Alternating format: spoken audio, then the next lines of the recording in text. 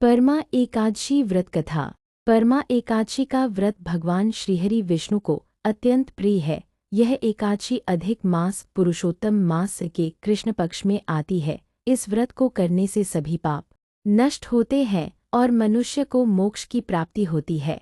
कथा का प्रारंभ भी प्राचीन समय की बात है। चंपावती नगरी में एक राजा राज्य करता था। उसके राज्य में कौंडिन्य ऋषि रहते थे, जो बहुत ही ज्ञानी और तपस्वी थे। ऋषि की पत्नी का नाम अश्वमेधा था, लेकिन दुर्भाग्यवश वह अपने पिछले जन्म के पापों के कारण दरिद्रता और दुखों से घिरी रहती थी।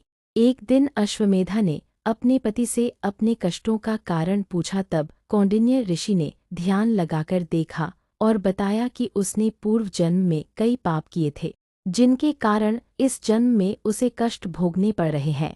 समाधान का उपाय। ऋषि ने कहा, यदि तुम परमा एकादशी का व्रत पूरी श्रद्धा और नियम से करोगी तो तुम्हारे सभी पाप नष्ट हो जाएंगे और तुम्हें सुख समृद्धि प्राप्त होगी। अश्वमेधा ने श्रद्धा से परमा एकादशी का व्रत किया।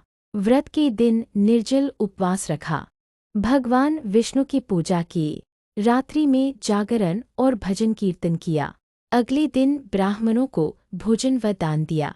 व्रत का फल। इस व्रत के प्रभाव से अश्वमेधा के सभी पाप नष्ट हो गए। उसका जीवन सुख समृद्धि से भर गया। अंत में उसे वैकुंठ धाम की प्राप्ति हुई। भगवान श्री कृष्ण ने स्वयं कहा है, परमा एकादशी का व्रत करने वाला व्यक्ति ब्रह्महत्या जैसे महापापों से भी मुक्त हो जाता है। परमा एकादशी का महत्व।